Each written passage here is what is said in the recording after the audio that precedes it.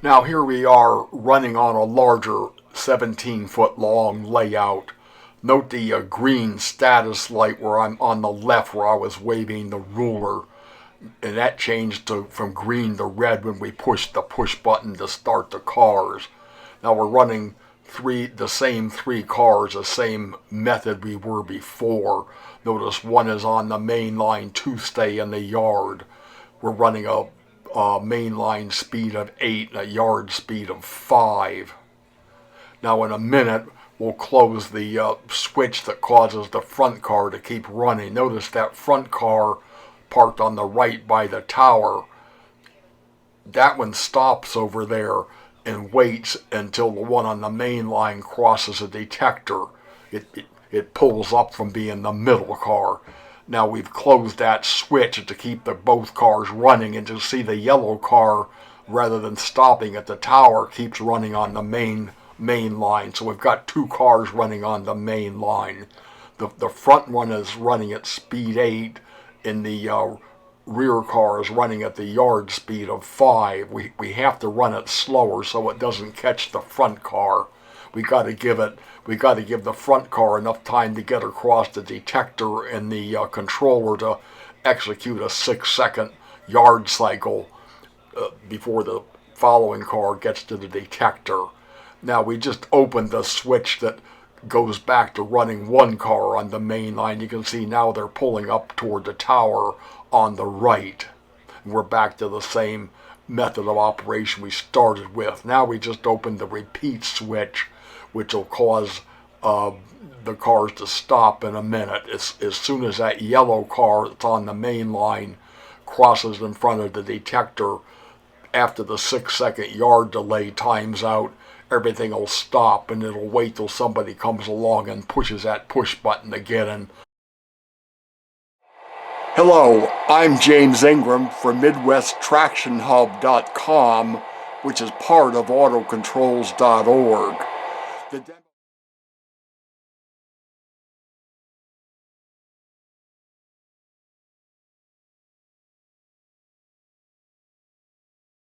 Here's a clip from another made earlier video, number 836. In this earlier video, we're running 7 streetcars using 2 detectors instead of a single detector. But for 3 or less streetcars, the method shown in this video, number 834, using a single detector is probably the best.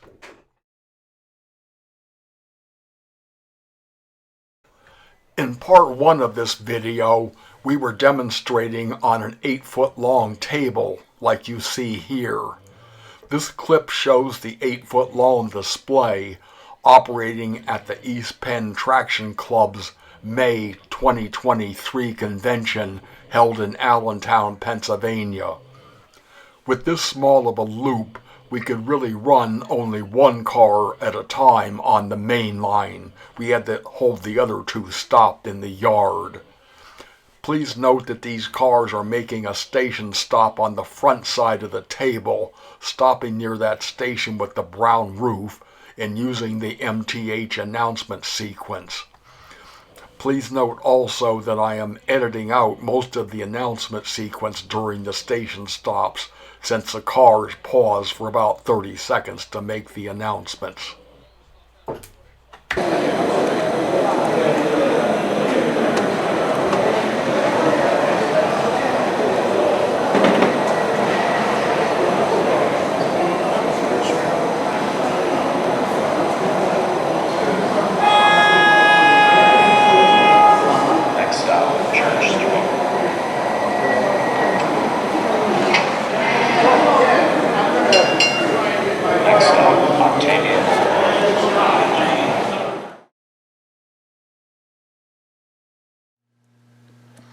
We can simulate the operation of these 3 streetcars using 3 pennies, as we're showing here. This is our loop of track, this black circle, this red rectangle represents a detector, and this is our middle parking position or our front parking position, and this area from here back to here, from the detector up to where the front car parks, we're calling the yard area. That's what this green line denotes. But we've got a car parked in the front of the yard and a car parked at the middle of the yard, and we've got a car on the main line. And we're using the nickel to represent the front car, which in this video is that blue San Francisco car. So when we start this system up and this car travels around the loop, it goes around and it comes in across the detector. And when it crosses the detector, we slow its speed from a mainline speed down to the yard speed. And we send the front car out onto the main line at mainline speed, and we move the middle car up to the front position. And this one is coming in and we park it in the middle position. So now we've got two cars in the yard again, and we got a car traveling on the main line. So as this car travels around the main line and comes in and crosses the detector, the same thing happens. We slow this down to yard speed, send this car out onto the main line at mainline speed, and move the middle car to the front. And meanwhile, this one comes in and parks in the middle position. And now as this third car travels around, again, the same thing happens. When it crosses a detector, slows down to yard speed and starts creeping, send the front one out on the main line and move the middle one to the front position. Meanwhile, this one moves up to the middle position. And that takes about, depending on how you've got it set, I think I was using 6 seconds, a 6-second time delay to cause these things to move up in the yard. Now, if the repeat switch is open, that is to say, not set for continuous running, this car will stop like you've seen it do in many of the videos. It'll stop and wait until somebody pushes the start button, and then when they push the start button again, this car will start up and the same thing will start happening all over again. Now, when we do the keeping two cars running on the main line at the same time, it's a little trickier to simulate with the Pennies, but I'll try it. Here's our front car, so when we start them up, this is going to go around the loop, same as before, and it'll cross the detector and slow down, and we'll start the front car out on the main line at mainline speed, the same as before. But now here's the different part. We just have a switch where we can skip over the stop statement when that one moves up to the front. So instead of stopping it, we let it keep moving at yard speed. So this one moves up here and parks. This one's on the main line at mainline speed. This one's on the main line moving at yard speed, slightly slower. So we have two cars moving on the main line at the same time, and that's what we're trying to demonstrate in this part 2 of the video. So when this one comes in, it slows down. This one moves up, but again, instead of stopping at the front, it keeps going. So this one goes up here and parks. Now this one speeds up the mainline speed. This one's running at yard speed. When it goes around, it slows down. This one's sent up at yard speed and it keeps going. It doesn't stop. This one parks here. So this one speeds up the mainline speed, and so on. So we keep running two cars on the main line at the same time using this method. And we can switch back and forth to have them park again like they did before.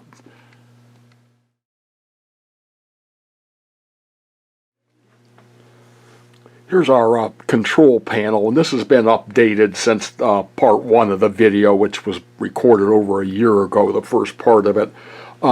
Here is our NCE Programmable Model Train Controller. NCE calls it a Mini-Panel, and that's basically the main thing on the control panel. And then we've got 3 of these Atlas 205 slide switches, and they're open when they're pushed to the top, like these 3, and if we push them the other way, they close. And we've got these wired to the inputs of the Mini-Panel, so that's how we signal. That's how we tell this thing what we want to do. And we've got 3 buttons here for the 3 cars.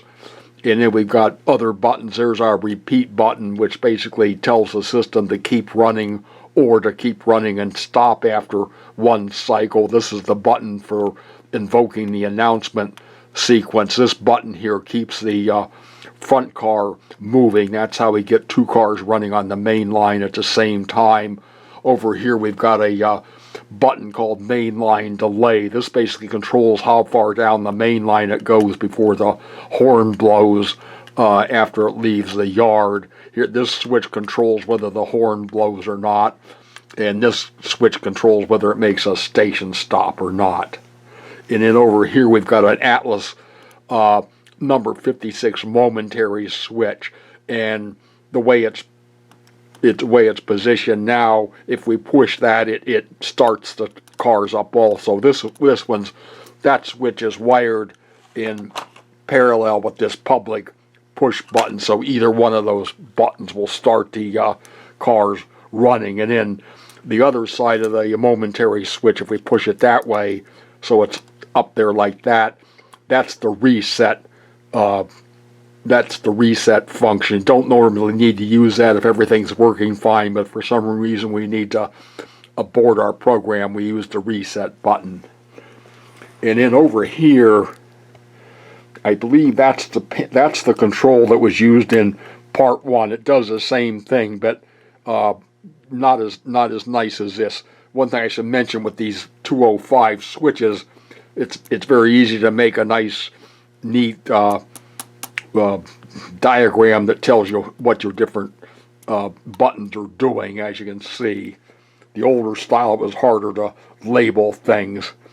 And then what we've done, this is from the original one, the old one. We've taken this schmail, which is what we were using to control the status light, and we just moved it to a separate unit. It makes the control panel simpler to get this stuff off the control panel, and this just needs to hook into the DCC somewhere. I've got it connected to a track connector here, and there's probably a more efficient way to make a red-green light operate, but I have these components, and this is what I rigged up. And I should mention this entire layout is just one continuous layout. There's no blocks. Here's our power input here, and down over there, there's our power input. You can see the wires, and in the other ones, they're just plugged in, so we get a green light that tells us for sure there's track power in those sections. But again, it's just one big block. There's no separate blocks. One power input to operate this system.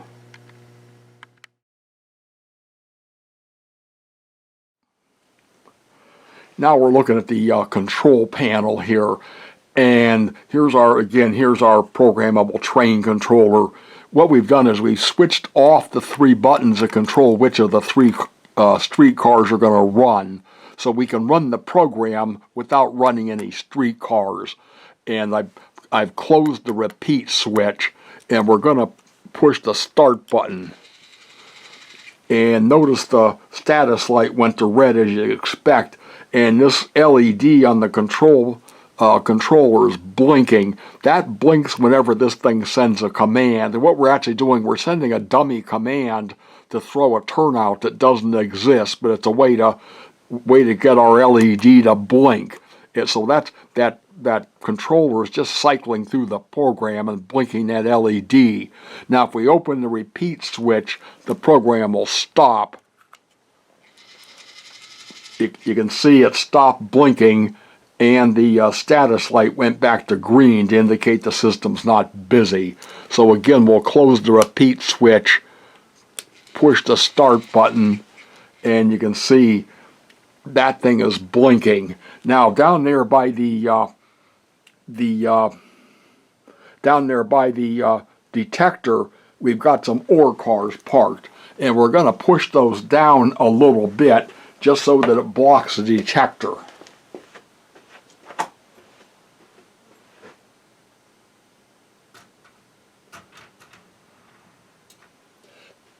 Now you can see that detector went to red because that ore car is blocking it.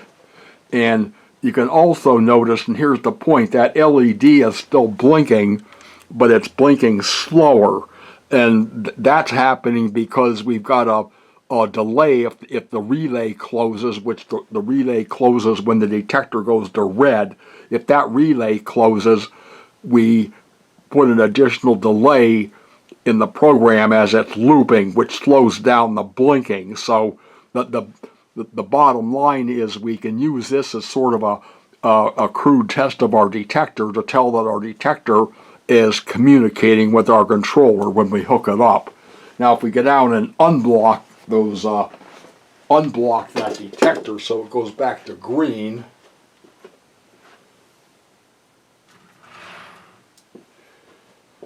you can see that detector went back to green and the blinking speeded up again. So that's a way to sort of a crude detector test. And then again, if we open our repeat switch, the program stops executing and stops blinking the LED and our status light goes back to green.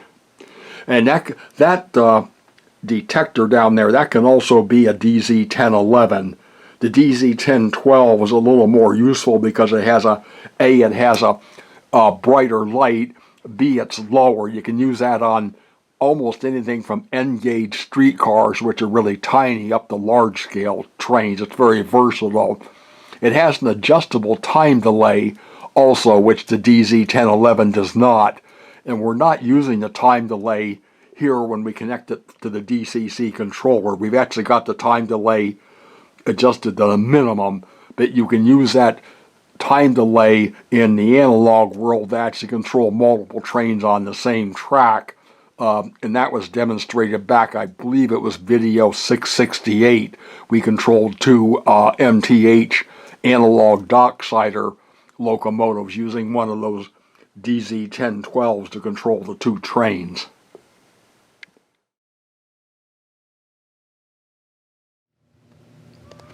Now we're over here looking at the Z-Stuff DZ1012 detector. The detector's here where the light is and the relay is back here kind of hidden under the wires.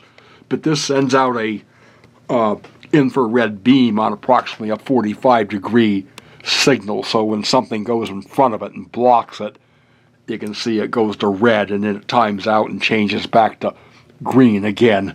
And I find this handy because it doesn't need to be connected to the track. It's basically portable. You can pick it up and move it around without having to wire anything to the track. So when a train goes in front of it, the same way the way my hand did, it'll set it to red. Now it doesn't always pick up on black. There's a black tender there, and you can see it's not picking up that tender. But as soon as we get a colored car, it'll pick that up. And again, if I get in between the cars, it goes back to green, but going in front of it. But I found this very reliable for detecting trains. You could also use magnets and reed switches, but then you got to mount things on the bottom of the locomotive or streetcar. And this is nice because if you can make it work, you don't have to modify your equipment at all.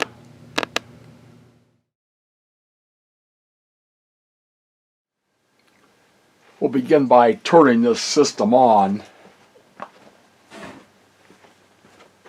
This is our command station back here where I've got my hand, or TIU if you're used to talking MTH language. And you can see all the lights came on. Everything is powered up. And we're going to press the start button in a second. Notice over here in the left corner we've got this thing we call a status light, which is green, which means the system's not busy. As soon as we push that push button there, that'll change to red, and that tells the public that the system's busy and it doesn't do any good to push the button again. So we have this public push button here, if this is on a public display, and we push that, and that starts the front car in motion.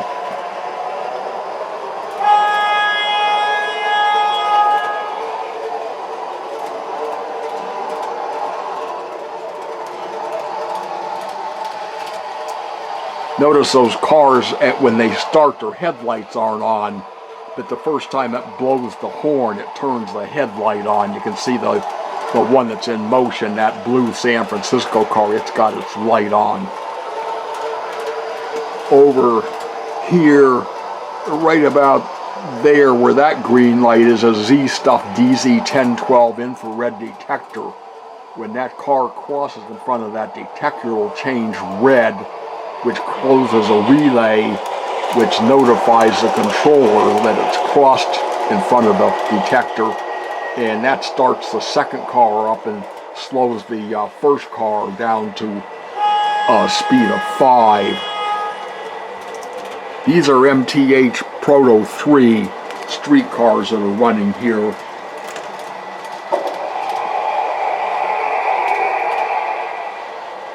And I just closed what we call the repeat switch, which keeps them running. If the repeat switch is open, all 3 of them will run one cycle, and they'll stop and wait till somebody pushes the button again. But we just closed that repeat switch to keep them running continuously.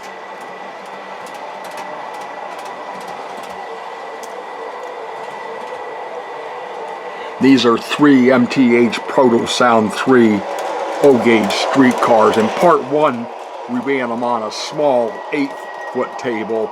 Here we're running them on a longer 17-foot table. And this gives us the option to have 2 cars in motion all the time, which is the main reason for making this part 2 video. Now here they're running essentially like you saw them in part 1. One car is out on the main line. When it crosses a detector, it starts the front car up at mainline speed 8. It moves the rear car forward at a yard speed of 3. And what we're calling the yard is basically from the detector back there up to where this tower is sitting at the edge of the camera. Now let's go over and close the switch that will run 2 cars.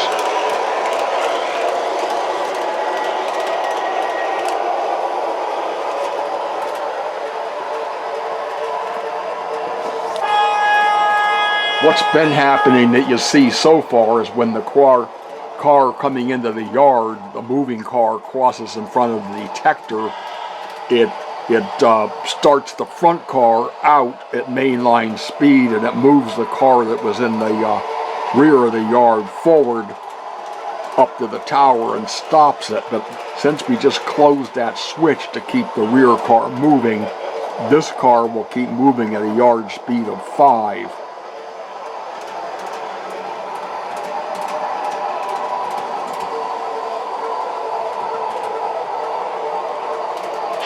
Now we crossed the detector, the incoming car slowed down to a yard speed of 5. This front car took off at mainline speed 8.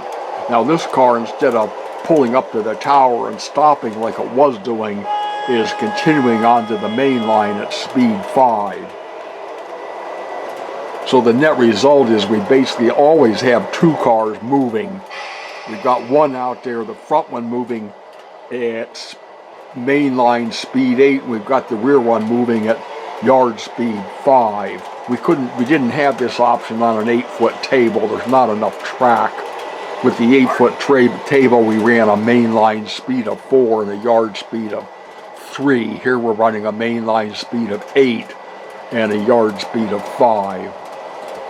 Now when that car crosses in front of the detector, it'll speed this car up to mainline speed 8. It started that one up at yard speed 5, and again, instead of stopping at the front of the yard by the tower, it keeps on going. And the one that came in off the main line is stopped back there.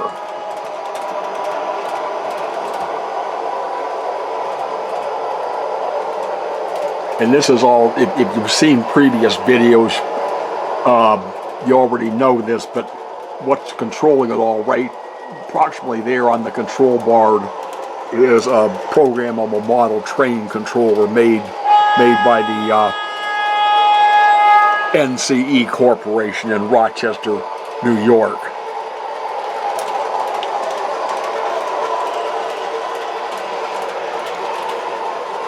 And remember, this system's not just for controlling your 3-rail low-gauge trains.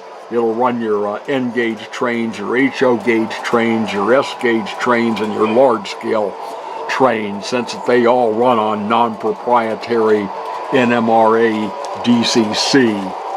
The MTH Protosound-3 equipment can run on both the proprietary DCS and DCC. To run on DCC, you should put either put a switch in the cars, which is what's been done here, or cut the wire, which is what the switch does essentially. It opens the wire, but you can cut the wire. If you cut the wire, you really can't run on DCS then, so probably better to install a switch. Now I'm going to go over and open that switch that's causing two cars to run.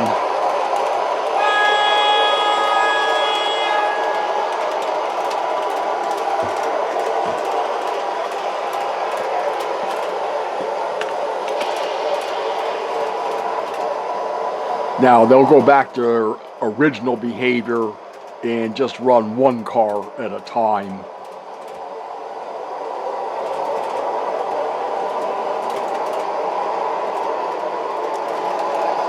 Now watch, when this car pulls up, it'll stop at the tower again like it originally was doing. So we have the option of using this system on a larger layout to run two cars continuously, or run just one car continuously, and we can switch back and forth on the fly, as you're seeing. And as we showed in part one, we can do station stops and announcements. You probably wouldn't want to do the station stops and announcements with two cars running, because you'd have one car stopping for station stop and the one coming along behind it.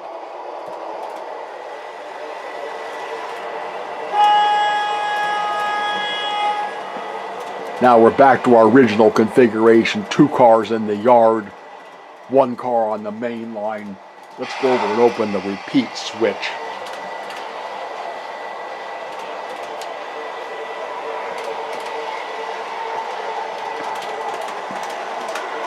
I just opened what we call the repeat switches, which is a switch that causes them to keep running.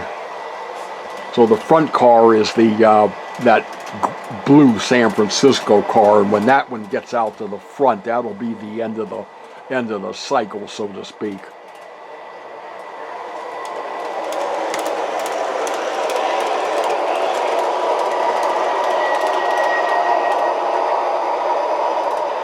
Now again, you can see we got two cars in the yard and just one running on the main line.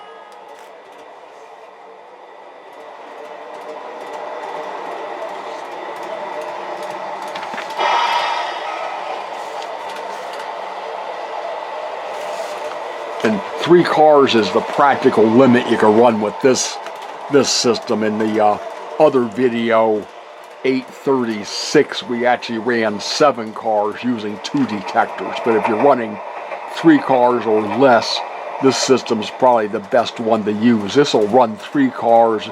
It'll run any 2 of the cars without the 3rd car, or it'll run just 1 car. Now here's the end of the cycle. That's the front car.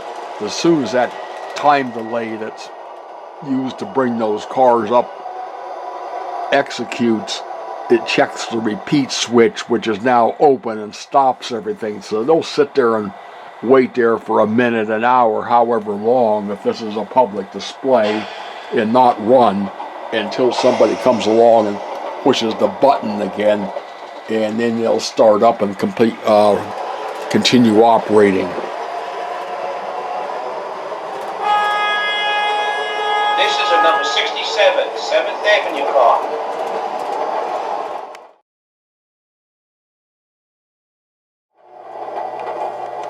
Just for the record here, we'll run a single car, and we'll turn on the station stop and the announcements.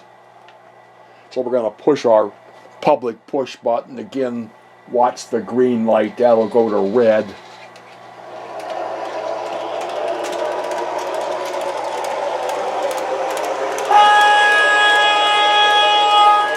Next stop, Rob Avenue.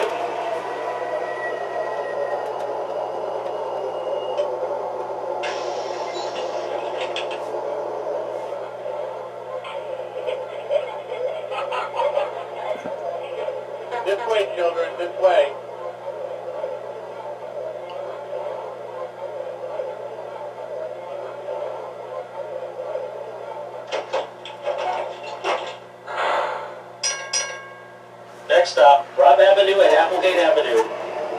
You can see that car made a station stop and did about 30 seconds worth of announcements. And again, you can have that running. You can have that happen for all 3 cars, as we demonstrated in part 1 of the video. And remember, we can run any 2 cars on this layout, or any 1 car as we're showing now. You might ask, why bother with all this for 1 car? Well, you still have the advantage of your, you can use your push button to have the car start when somebody pushes the push button, and you can have the station stop in the announcements, or not have the station stop in the announcements. Now that car came in and stopped, and you can see the status light went back to green. Now I'll push 1, I'll turn off the announcements but leave the station stop on. Okay, we'll push the button.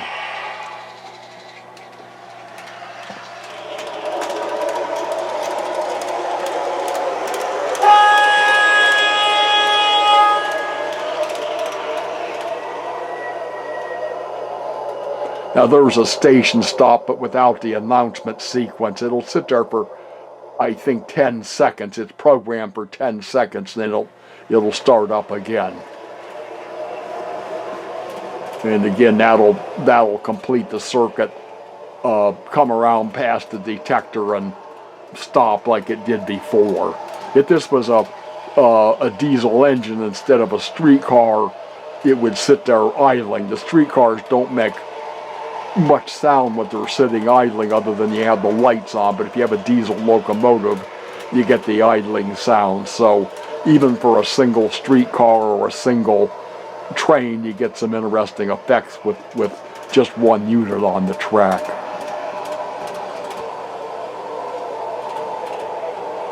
There, now we crossed the detector. We're still executing a 6-second time delay to pull that car forward as before.